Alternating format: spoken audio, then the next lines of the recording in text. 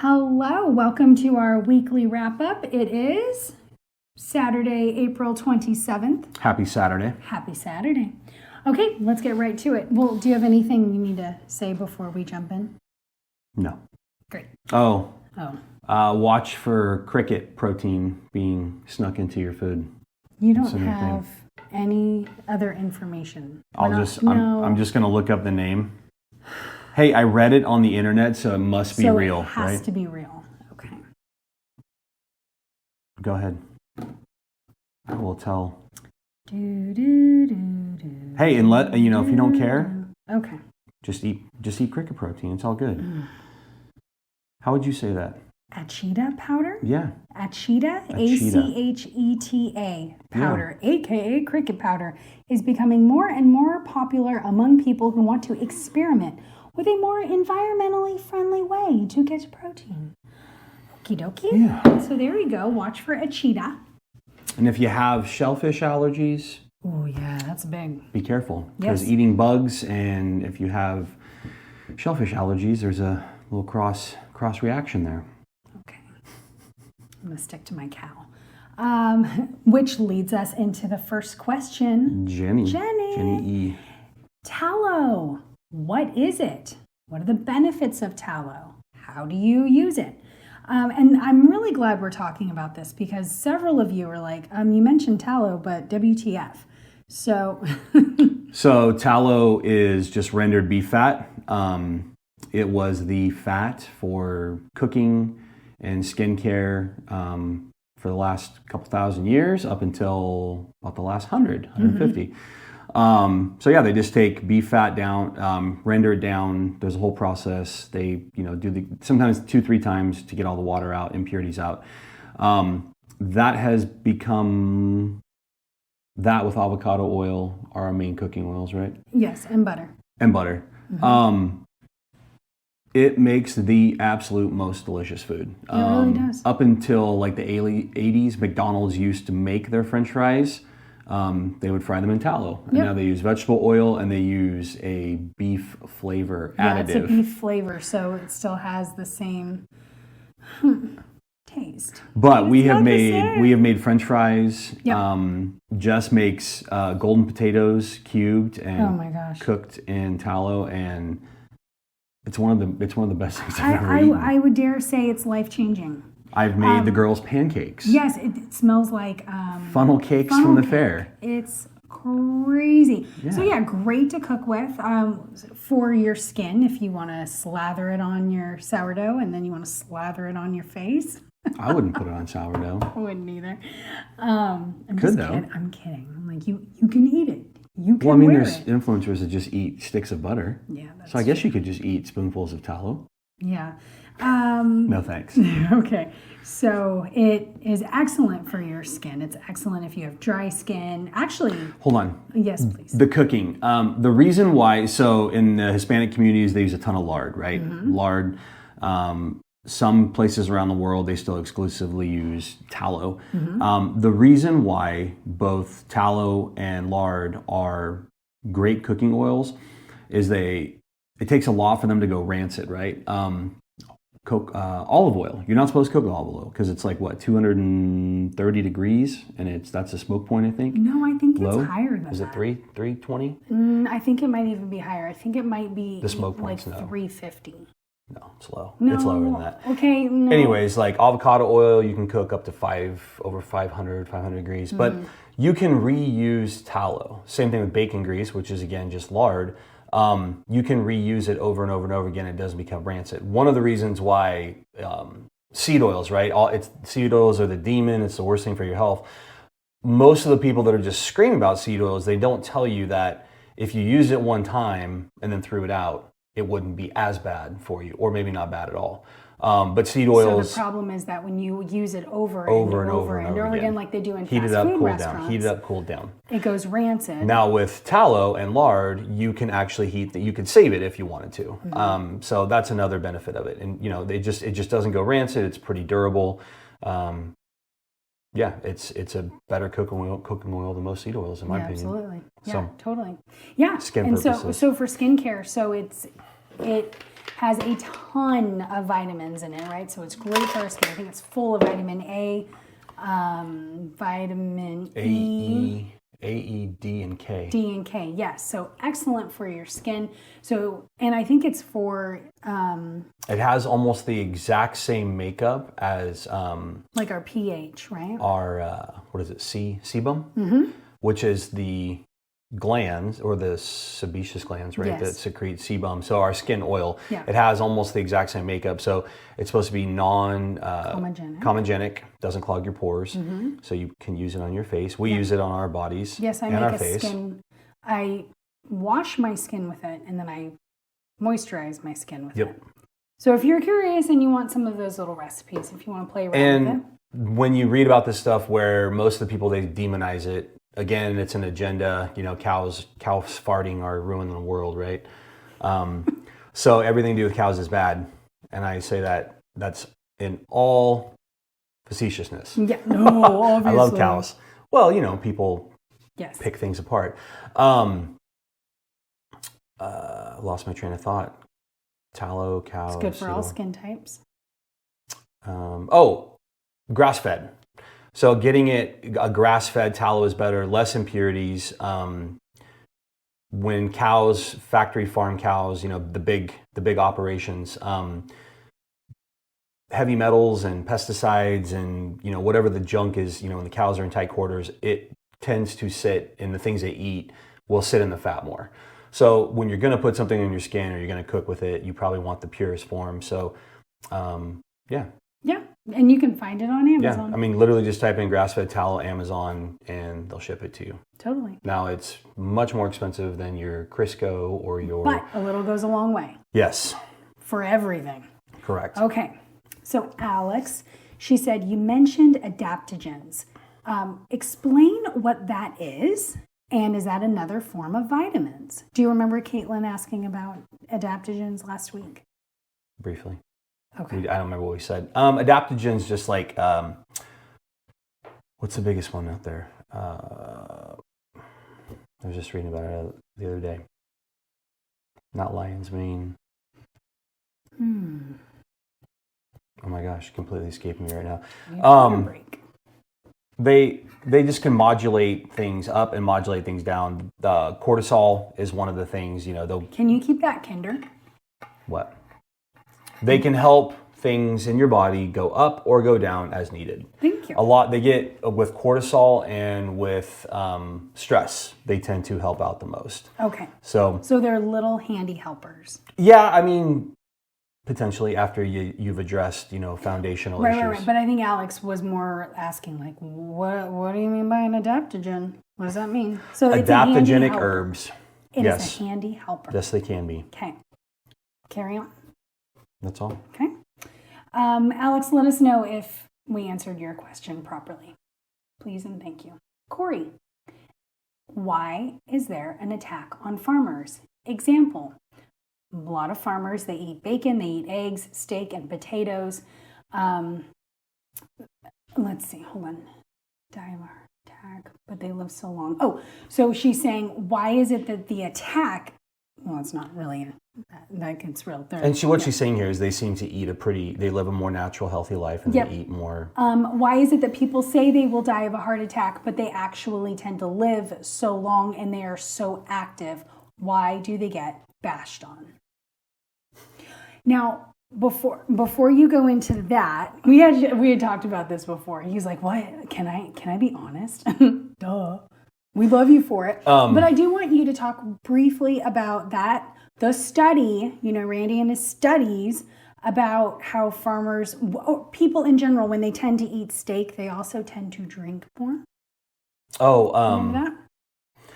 Healthy user bias, look it up. It is something that's never accounted for any type of nutritional study. So when they survey, like literally if there's a question that just says, you know, do you eat red meat or not? The people, healthy user bias, people that would eat more of a plant-based diet, vegan, vegetarian, whatever cute buzzword, they tend to drink less, smoke less, less risky behavior. They tend to not eat steak and eggs.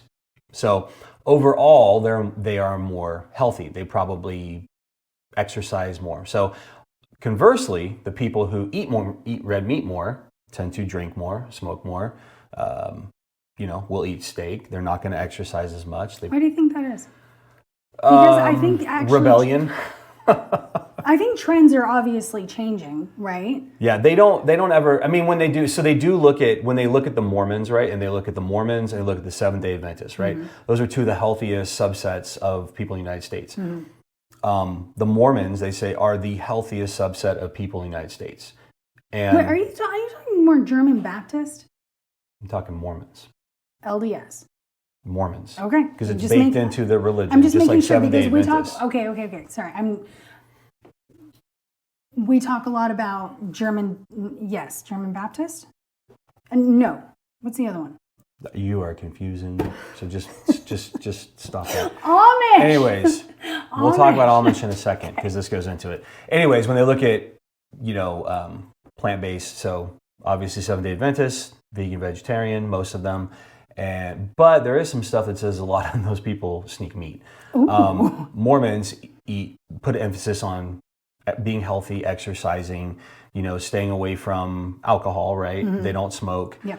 And an emphasis on eating healthier foods. Mm-hmm. And they are pretty healthy people. Mm-hmm. So my attitude with this, and I'll think how you had a perfectly great way of putting it.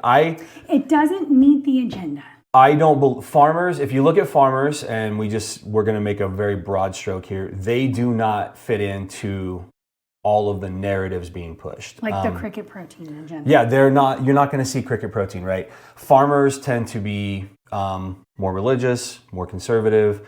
I've never met a farmer that doesn't own firearms. Mm-hmm. They eat meat, they eat eggs. They definitely, again, broad stroke here, just like if you look at cops and firefighters, sure. they all vote more conservative. They're more traditional people. So that's my personal view on why I believe they are attacked as a group. Mm. And I think it's very, very unjust because I grew up with farmers and most of them are good people. Now, I will say this, all the farmers I grew up around, they all drank and they all smoked. Mm-hmm. Every single one of them. Mm-hmm. They also did not have good sleep habits. Mm-hmm. They were up very, very early, but they weren't necessarily going to bed very, very early. Yeah. Most of them falling asleep in the recliners. They all snored. Mm. So I think, but if you look at farmers, they do live a little bit longer than the normal life expectancy. Now, if we take the far extreme of farmers, the Amish, right? The Amish, I think it's 81. And then there's a subset that lives to like mid to high 80s here in North America. They are probably the healthiest group. They, low vaccination rates. They don't go to the doctor unless something's getting sewed back on. And what kills them the most is, and I just looked it up, is getting run over. Right? Oh. They walk a lot. Oh, yeah. Pedestrian accidents. So, if they're the real hardcore Amish, they're going to get hit in a horse and buggy with a car. Yeah. Farming accidents and falls. So what kills the Amish, and I think it was that made up about 75 to 80% of what killed them. So wow. The 20% is probably, cancer or heart attack or diabetes. Yeah, but they build everything from scratch. I mean, gosh, I don't even think they consider that they have like ADHD or autism. No, there's very, very, right? Very low ADHD, autism. I mean, most of the things that plague normal folks, right? Even their food they grow. Most of the things that they grow is all non-GMO. So they really are. And I think Amish means plain people, simple people. Oh, I think so. Yeah. I think I read that. They really do. I mean, they build our own stuff. So if we want to look at what I even read that even the colors that they choose for their wardrobes. Yep. Very, very simple. Yeah. So they don't pay. I mean, they don't have health care. They just do not. They are their own little bubble within the United States. So, I hope we answered that, Corey. Farmers, and because of what you do too, like all farming doesn't matter. Milk. I mean, any kind of dairy, beef, vegetables. We need farmers. So, heck yeah. We need more of them. Yeah. We should all be backyard farmers. Yes. Okay. Allison, natural sweeteners like monk fruit and stevia, are they okay, not okay? Why? This is a very debatable topic. Some people will say anything sweet in your mouth can raise blood sugar. The one that actually looks to be the best right now is allulose, and conversely, it's the most expensive. But a lot of research, I think they say it's completely safe. The Diabetes Association, American Heart Association, but again, it's just more expensive. So stevia, I mean stevia. There's some things that say that lowers blood pressure. I mean, gosh, there's some things about stevia saying that they've used it as a form of birth control in certain parts of the world. So we don't really know. I don't know. Yeah, it's in our protein powder. But again, we will also do things like Truvia that has a little bit of sugar in there. Yep. We use maple syrup and honey more than anything. Yes, absolutely. We just moderation. Monk fruit. I think monk fruit is fine. Monk fruit and allulose seem to be the two that there's nothing really bad about them. So okay, so there we go. Paul, how depression affects weight loss? Well, when you have depression, you typically have a serotonin problem, which means you have a gut problem. Was it 90%? 90% of the serotonin is made in the gut, and 50% of dopamine. So it's typically a gut issue. When you get your gut right, it puts the brain in a better place. People who are depressed, they withdraw more, they don't go outside as much, they withdraw from relationships, so just being unhappy in general. They typically people are not exercising if they're depressed, so it's a whole cascade. And depending, some people when they're depressed, they will not eat, and then some people will overeat. Yep. So everything is just so... Some people when they're depressed, their appetite's gone. Some people are... stuffing all the cookies and cakes into their face. They're eating their feelings, for sure. So it can be a multitude of different things. Okay. Matt, how much water does our body absorb in a 10-minute shower? And does it help with hydration? I'm gonna drink your water. I'm going to tease you, Matt. Did you weigh yourself before and after a shower? So, it's not, our bodies would, if you had a lot of sodium, magnesium, your body will absorb that more. I don't think you're going to absorb just... Hydration? Hydration in general is often misunderstood. If you don't have adequate levels of, sodium, potassium, and magnesium, you don't hydrate. That's why we recommend for people, you need to drink electrolytes, right? And salt your food. Yeah, sometimes just a simple little Redmond's real salt has a lot of good stuff in there, and just mix in a little bit of that with water. So, Matt... But I have no idea. I've never been asked that question before. So, I think what he's trying to do is count his 10-minute shower as maybe 20 ounces of water. No, you're... Stop it right now. If you're trying to count your shower as hydration, it does not count. So... Drink your 100 ounces of water, dude. Get over yourself. No, I'm just kidding. Yeah. Okay. Verity, brain fog tips. So she has two questions. So let's answer. What are tips for brain fog? I have some tips, but go ahead. What's on man. Sleep. The most common ones are sleep and then diet. And so getting good restful sleep helps the brain fog. And not even just to 7, 8, 9 hours. I went to bed. My brother and I went and saw Jordan Peterson. I went to bed at midnight. I still slept probably 7.5 hours, and I just felt awful the rest of the day. Yeah, brain fog being the best thing and just kind of lethargic. The other one is diet. When I say diet, the things that lead to brain fog with diet are processed foods, sugar. For us, we find carbohydrates in really anything before lunch, and I think you're even a little bit more sensitive than me. Yeah. Carbs, and even your quotations, good carbs, like sweet potatoes. You're like, I can't eat sweet potatoes during the day. Oh gosh, no, I can't. I've experimented with sweet potatoes twice at lunch, and both times I am so tired and dragging that it's awful. Rice doesn't do it. Yeah, I maybe can do a corn tortilla at lunch, but And then lastly too can be like food allergies, right? So people who are sensitive or celiac, gluten, brain fog is one of the number one issues with it. So I would say pay attention to what you're eating and figure out what's causing the brain fog. Because it's a response from something you're probably doing or not doing.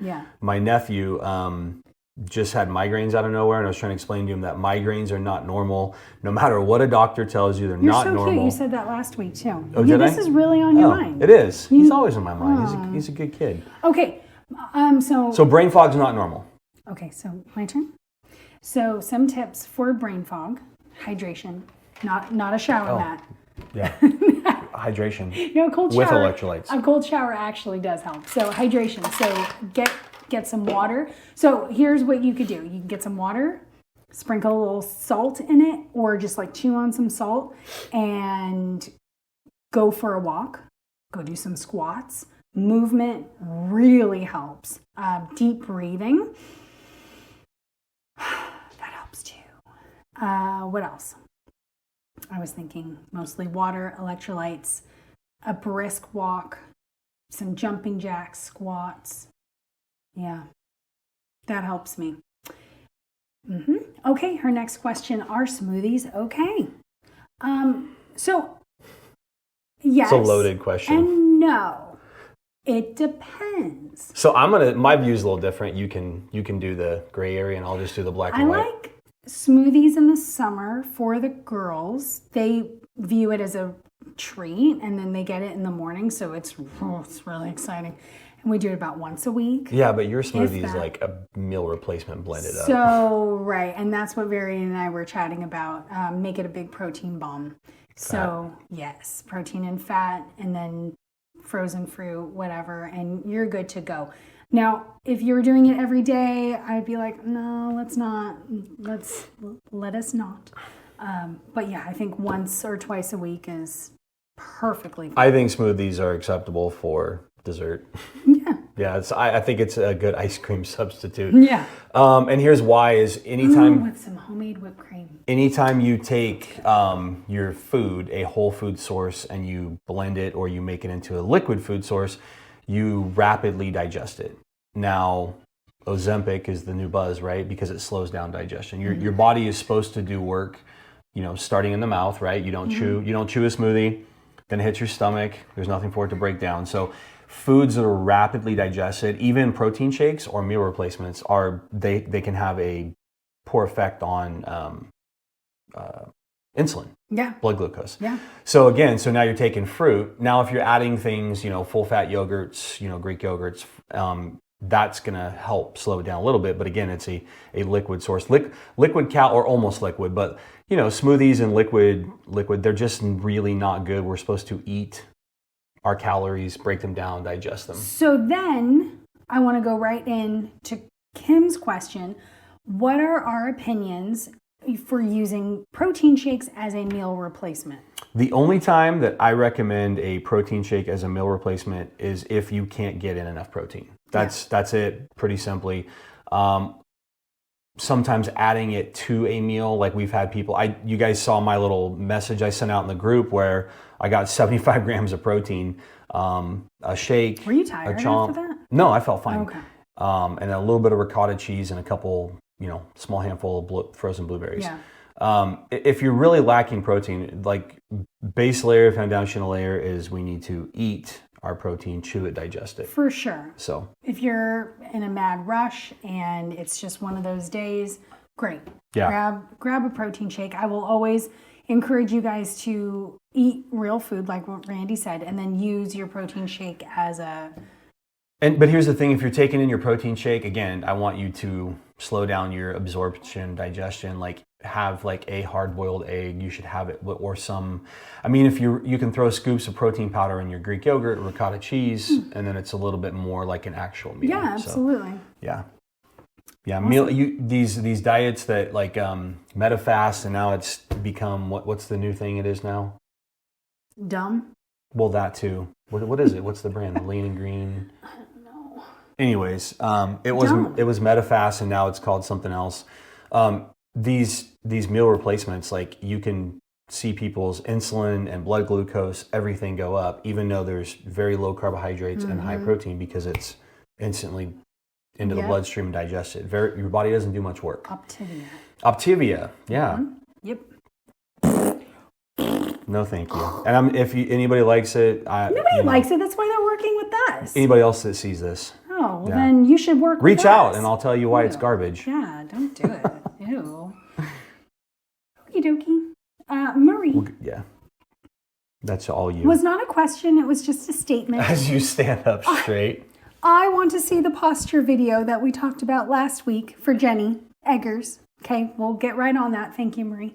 And Megan. I'm going to add to that too, because Joe and I had a long conversation about his desk and setup, and sorry, my eyes. I'm going to turn around.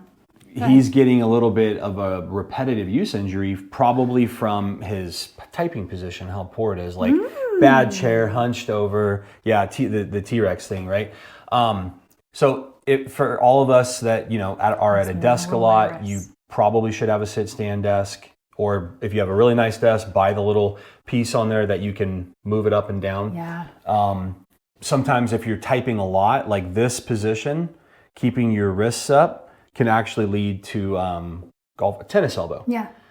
Because you're just putting constant tension, versus if you have a pad and your hands can lay flat. Yeah. Split keyboard. So posture and ergonomics are huge. So we'll do a posture and ergonomic video. Yep. Yeah, well, I even have the little diagram for Joe that I sent him too. Oh, yeah, and that would actually, I know Kim's at a desk a lot too. Oh, so, yeah, for sure. Yeah. Okay, and then Meg.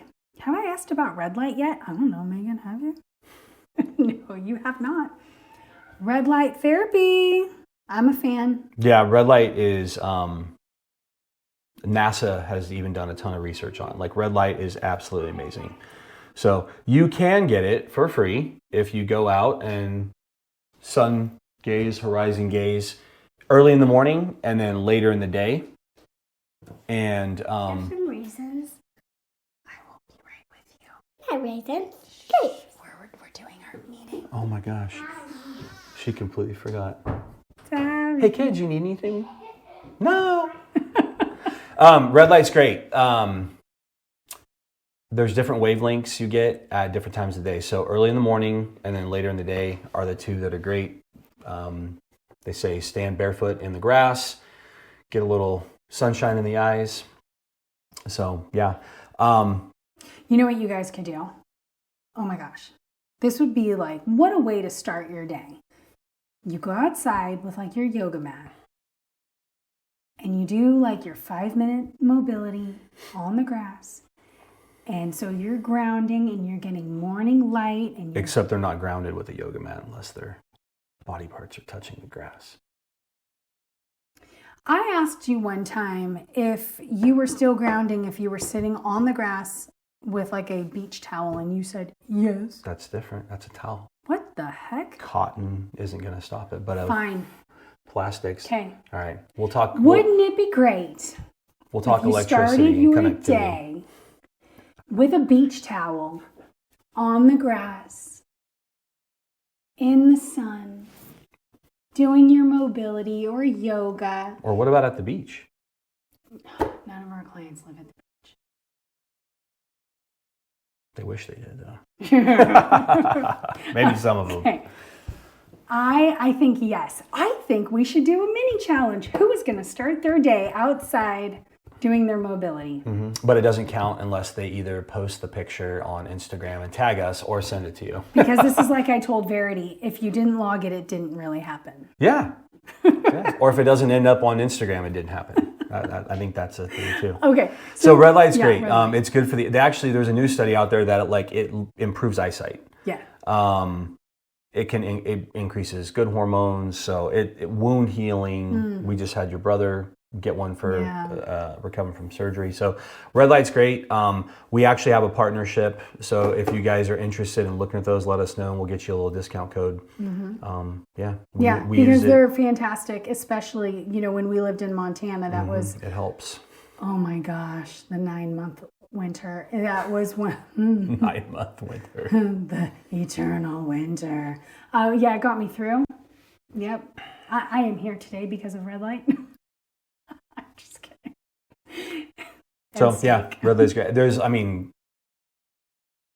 doesn't seem to be much that red light doesn't help. Yeah. So yeah, little you definitely, the red light's one of those things, like, you don't buy the cheaper ones because you're not going to get the right wavelengths and not get the benefit. Yeah, you got to spend a little bit more money. The good panels are typically, starting around $1,000. So it is one of those, like, if you want a full body panel, you can get people that get them for just their face. Yep. Mm-hmm. I mean, they even have them, they help regrow hair. So if anybody's like hair's falling out or they want to regrow hair. Anti-aging. Yep, collagen production. So. Yep. So you get what you pay for with red light. Yep. And we're fans. Yep. Okay. That's all. I think that's it. All right. Okay. Everybody have a great rest of their day or weekend. Go get barefoot in the grass. Barefoot in the grass. Staring towards the sun, but not into the sun. Right. All right. Goodbye. Bye.